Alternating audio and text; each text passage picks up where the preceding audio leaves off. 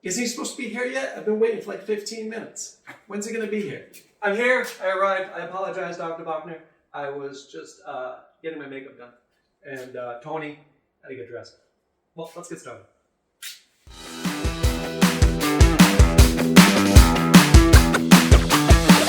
Go!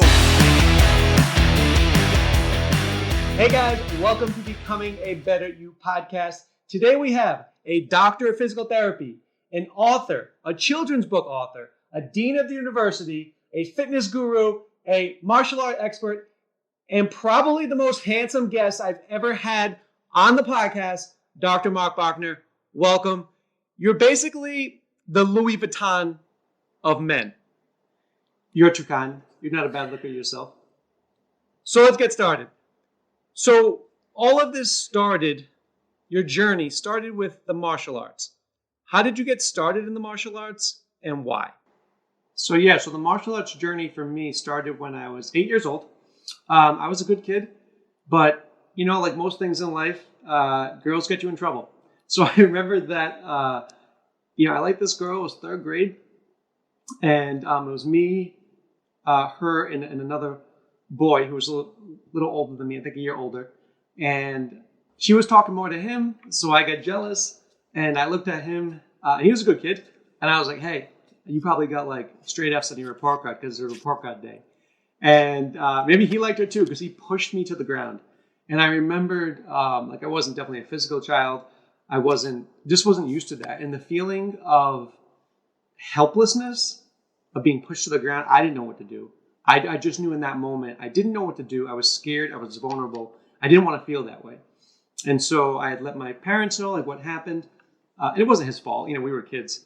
And that's how I started. I tried wrestling for a little bit. It wasn't my cup of tea at that time. So I enrolled in the martial arts and it stuck. And then a credit to my father because there's many times where I wanted to quit. But he helped me through it. And here we are today. So for everything you do right now, what do you love most about your job today? So the thing I love most about my job today, and even with physical therapy or anything I do, is I love interacting with people and then helping them, right? I think, when you have a parent who's sick growing up, it really shapes you. And a lot of times, children of parents who are sick, medically sick, go into the healing fields, whether it's nurses, physical therapists, doctors, right? So I just have that in me. I like to help people, even when I joke around, right? I never joke around to hurt anybody's feelings. It's always to be uplifting, to have fun, stuff like that. So I really help seeing people improve their lives and knowing I was just a small part of that. So when you chose to leave physical therapy as a full-time profession, right? So you go to college, you get a degree, you work hard, and then you're like, hey, so I'm going to switch careers. Was there pushback? What was the decision point where you made that decision? Was it difficult? Yeah, of course. There was a lot. People would be like, you went to college, you got a doctorate. I was in college for 8 years. And they're like, you just wasted it. And I knew they were coming from a good place, but nobody knows what you're feeling except you. So it's really important to trust your own intuition and act upon it. And I just knew I was done. I was burnt out. And in my head, I was like, you know what? I'm going to do this martial arts thing and eventually the fitness thing, which I didn't know at the time. You do things, and as you keep doing positive things, other things open up, right? Other opportunities. So anyway, I was prepared to eat ramen noodles for the rest of my life. It didn't matter to me. The money didn't matter to me. This is what I wanted to do. I always felt that I could give more than just being a staff PT. Now, maybe in some other universes that made me become my own physical therapy owner, like a clinic, but I already had this thing going, and this is the route that I went. But yeah, there was pushback, but it was good meaning. But I didn't forget the information that I learned from grad school, so I just used that into what I do now. And honestly, that experience and having that knowledge makes me extremely successful at what I do now. So we made this transition. How important is it to follow your passion in life, right? Because everyone says, if you love what you do, you don't work a day in your life. But a lot of people are just more concerned, rightfully or wrongfully, with a sustainable job. They don't love doing it, but they can provide for their family. how important is it, at least to you, because that's the only thing you can speak for, is it to follow your passion, do something that you love as a career? So I think that's it. That's the key to life. It's finding something you're passionate about and then following and acting upon that passion. So passion, from what I've heard, from what I read, is a complete kit. So that's like your intuition. It's the universe telling you this, Mark, is the path that you want to be on. So even when I decide to do things now, it's really about, am I passionate about this? Am I excited about it? Because I know if I'm excited about it, it's going to turn out great. It might even turn out better than I expected because from where I am right now, you can't see the whole picture, right? I thought I'd be a martial arts sensei forever. Then the fitness opportunity came into my being, and now that's a hit as well. So it's really following your passion and acting upon it and just trusting that the outcome will be what you want. Now, let's even say that the outcome didn't, as I'm in the process, the outcome didn't go as I planned. You know what?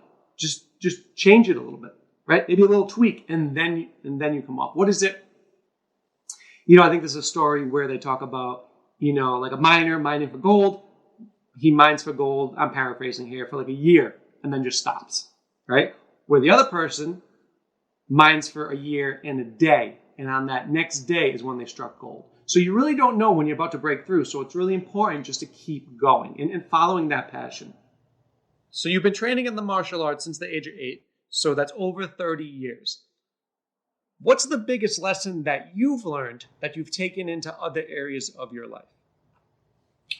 Yeah, so I can credit everything that I've been able to do in my life from the discipline I learned from being a martial artist.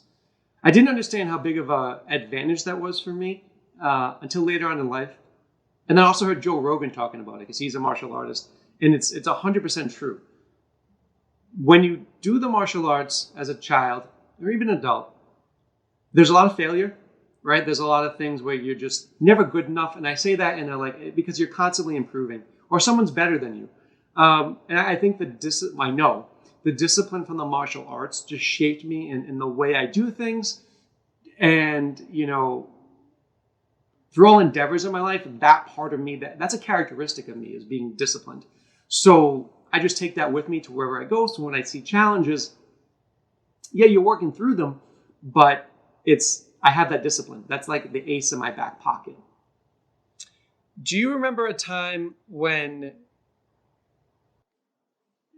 you initially wanted to give up, right? Because that was your natural reaction, but you decided to persevere through and accomplish something. Do you have a story about that?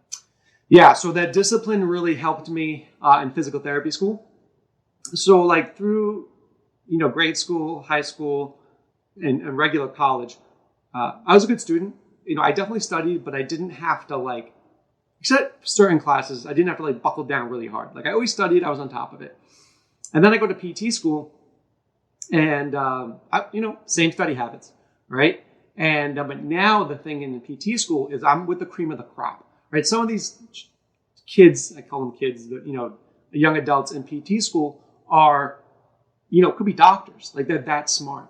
And I remember taking the first exam and I was not prepared whatsoever. I bombed it. I think I had the third lowest grade in the whole class. The problem is, number one, it's your first exam. Number two, you only have 4 exams in the whole semester, right? So if you fail one of them, that's a big thing. So I had to have a heart-to-heart with myself in the bathroom at the PT building.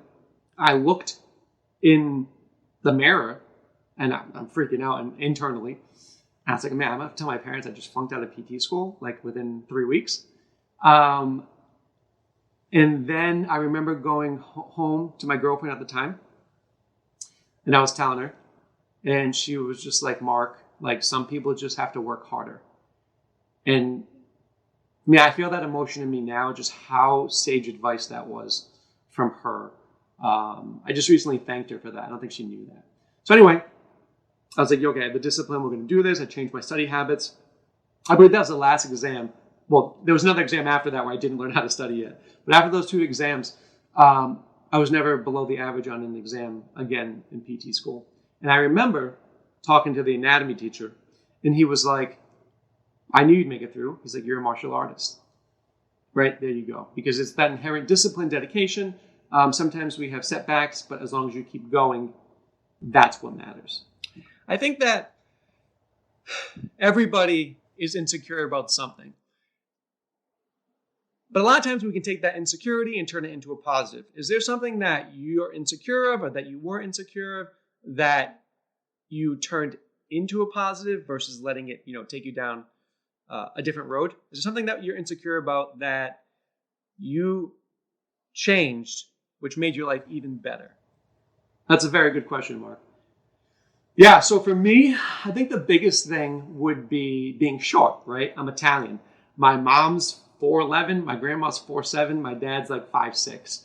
So as a man, right, being short is not advantageous in a lot of ways. So you kind of have to make it advantageous. So basically what that drove me to is really to, number one, have muscles, right? So I had to work out. So that's the first thing. Ain't no girl going to really look at me if I'm 5'4.5", 5'5", with no muscles, right? That's not usually what they go for. So that's the first thing. The second thing is that I just knew I wanted to be, because of that insecurity of being shorter, I wanted to be successful at what I did. Like I wanted to stand out, right? Because as a male, being shorter is not an ideal characteristic. So I knew if I had muscles, if I was successful, if I was driven, that would even the playing field for me. Now, I don't know if I ever said this to anybody. Well, especially not on camera. Probably to some people. If I was 6'5", I'd be a different person. I probably wouldn't work as hard, right? Because I wouldn't have to. I probably wouldn't be as muscular. It would just be totally different. So me having that insecurity and knowing, okay, let's look at this. What do I have to do to make this a positive? I have to do all these things. I have to be successful in my business. I have to have a good personality. I have to have muscles. I have to be driven.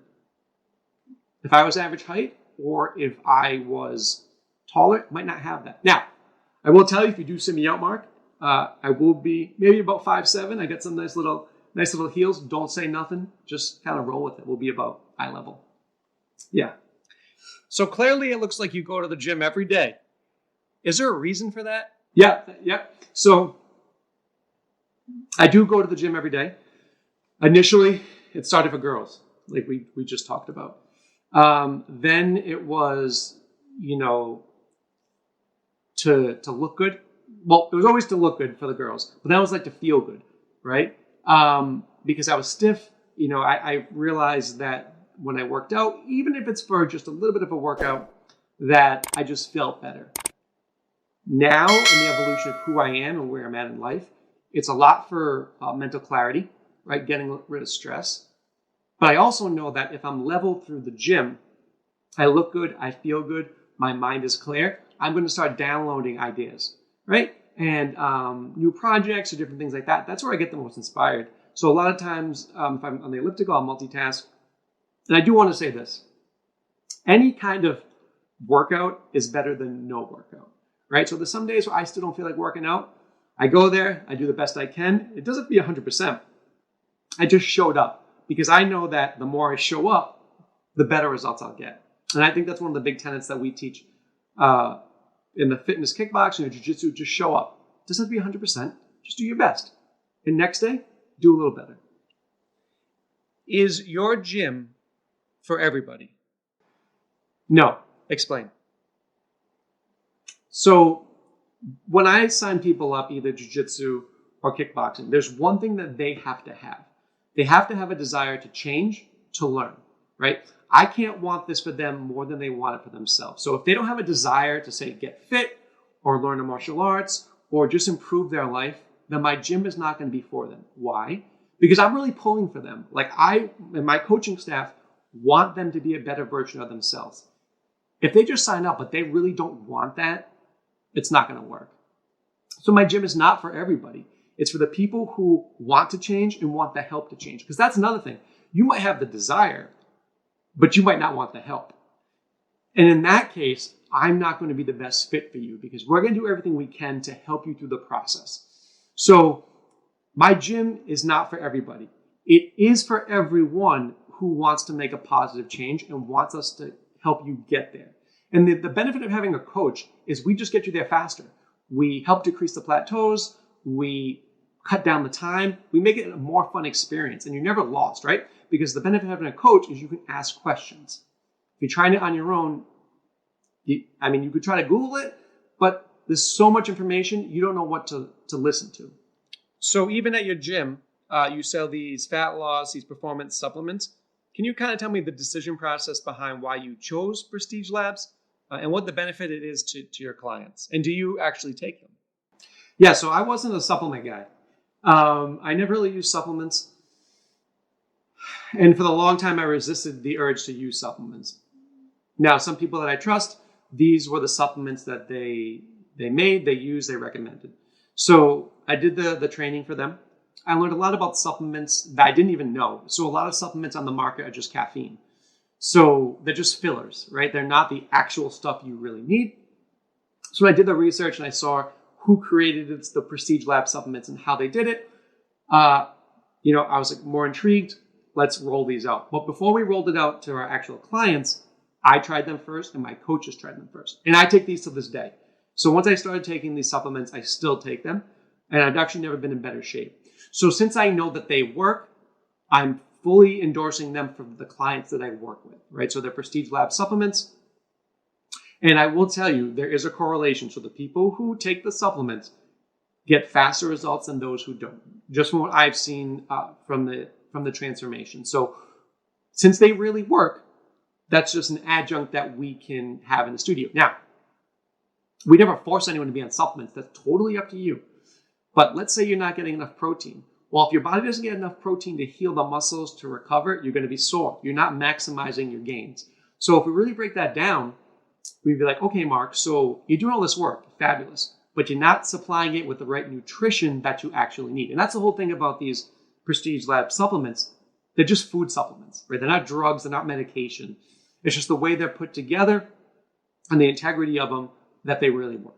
So I always encourage my clients to use the ones that they want. So you've never been married. I could see somebody like you having trouble talking to the honeys. Yeah, so the joke now we have around the studio is that Marc is just married to the business. And it's funny and it's true. I think when you have a business, if you want to do it right, you're always thinking about it. And for me, it's just really about finding that balance of like social life, family life, work life. And I think that'll always be, in flux, right? You're always finding a balance. But I think it makes it hard. It's a really good question, by the way. I think it makes it hard for anybody I'm dating where I'm on this journey, right? And this journey is the front and center of what I'm doing. So where I start the relationship myself, and as the relationship goes on, I'm changing. Like I'm evolving quickly because I have to. I have to keep learning. I have to keep growing or like my business doesn't grow and I can't get the best results from my clients. And I think sometimes the person I am when I get into a relationship and the person say I am when I'm out of the relationship or getting out of the relationship is just different. And if we didn't grow together, we grow apart. And I think sometimes that happens. I also know there's challenges dating. I've seen it. An entrepreneur, a business owner, and I give a lot of respect to the women I've dated. Like it's not always easy. At times I'm not always present because you're worrying about your business. And that's just something that comes with the territory. But just to go back to your point, no, I don't have trouble talking to the honeys. For somebody who's looking to be an entrepreneur, what would you say to them? And how much work does it actually take? Yeah, so the entrepreneurial journey, as I kind of understand it now, which is going to be limited compared to what I will learn later on, it's just about growth. It's really about taking this passion that I have and really learning how to make it a business. So when I talk about a business, there's multiple aspects of that. Number one is making sure the clients get results. It's making sure that the clients get results as the studio grows, right? Because if you have 100 students and now you have 200 students, that's double. Quality tends to decline, like in your results and your product. And I don't want that. So it's really keeping the quality as you grow, but also making it careers for my staff and myself, right? So there's a lot of different things that you have ideas. and then you put them into place. So it's in the part of the journey I'm in right now, it's really maximizing the martial arts and fitness business and how you can expand that to more people. Because here's the thing, a lot of people want help, they just don't know where to get it. And I can help them. So if you really believe in your product, you should do everything that you can to get them to know you, to like you, and trust you. And this is why I'm on this podcast circuit right now, you being the first, because you're my favorite. But also just, hey, I'm out here. If you want my help, you have it. But you have to ask for it. So the entrepreneurial journey for me is my one business, really maximizing it out, really making sure everybody's happy. And the whole thing is that I'm happy. So if there's a client that I'm not going to gel with, we won't sign them up, right? Because this is the place where I want to be happy. So if I'm just not hitting it off, and this is why we do the sales meetings and things like that, so I get to know them, then we just don't take everybody. If you want help, you got it. So my sources just told me that you published a new children's book, Pug Learns to Believe. Can you just talk a little bit about that and kind of just the reception and the feedback of what you've been getting? Yeah, Pug Learns to Believe, probably one of the most creative things I've done. So that's my first children's book. I wrote it about 12 years ago. And the way that happened is I'd already written martial arts books. I don't think I wrote any fitness books at that time. But I was talking to my girlfriend at the time. For some reason, a pug came in front of us or whatever. And I was like, Sherry, I was like, pugs are so ugly, they're cute. And I think she laughed because I'm pretty funny. And I was like, you know what? I'm going to write a book on that. And I started to write it. But the problem was at that time, 13 years ago, I had nobody really do the pictures. Right? It wasn't today where you could just outsource it. So I had the manuscript. And then earlier this year, I had some time, so I finished it. And especially now, maybe because it's just released, but the feedback I'm getting from it is extremely positive. It's unique for me because a lot of times I write, say, nonfiction, martial arts books, self-defense books, fitness books, and this is creative. So to be able to share something creative with your friends, your family, Amazon, right? Because they're not going to lie to you, the people who leave reviews. It's pretty awesome to see. One of the statements I heard John Bon Jovi say is that when you make something, you want to share it with people, right? So in his instance, it's a song. In my instance, it's books or videos. He does videos too, but you know what I'm saying? So you really want to share it and get the feedback. And they can get that on Amazon.com. There's also an ebook, and we're turning it into a Spanish book as well. Spanish version, I should say.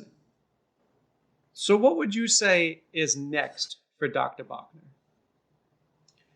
I'm really interested in hearing this. I don't know. Well, I know some things that are next to me, but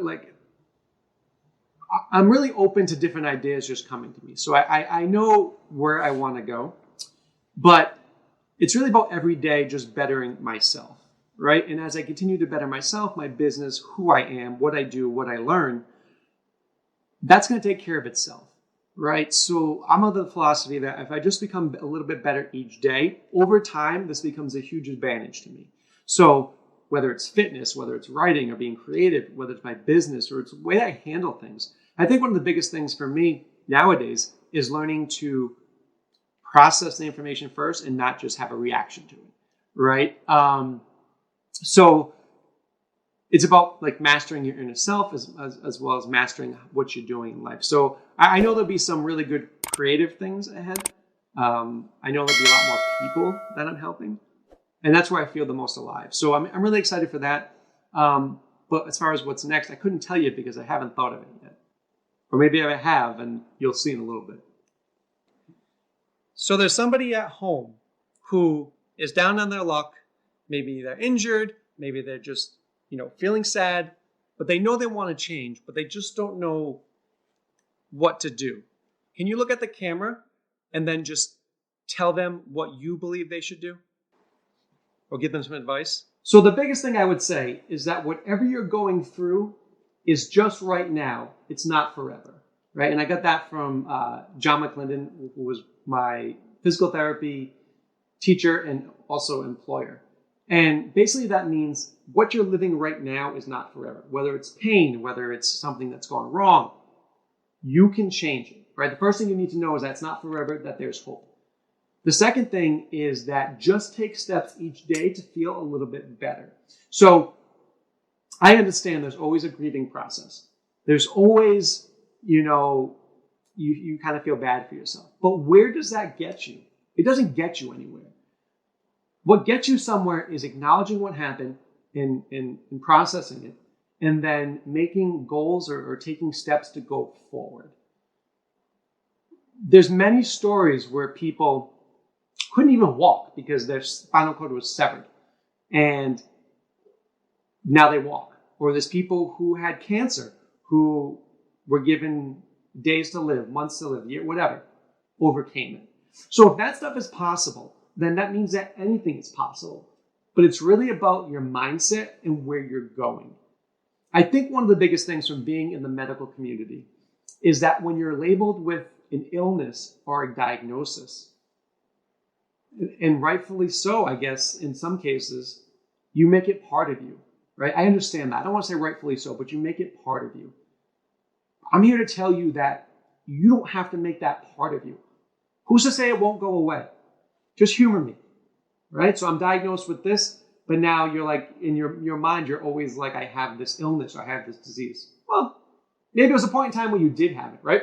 There's been studies where you had somebody who had multiple personalities. And in one personality, they had cancer, they had brain cancer. When the person switched to the other personality and they did the MRI again, there was no brain cancer. How can you explain that? It's beliefs, it's thoughts. So don't limit yourself. Don't argue for your limitations. Just take steps each day to get a little bit better. And then, if it's a week or a month, don't be like, well, it ain't any better. I'm just going to give up. Just keep moving forward. And that's the best advice I can give anybody. And I'd also say get with somebody who has your best interest at heart. A coach, a mentor, a parent, a friend. Talk to them.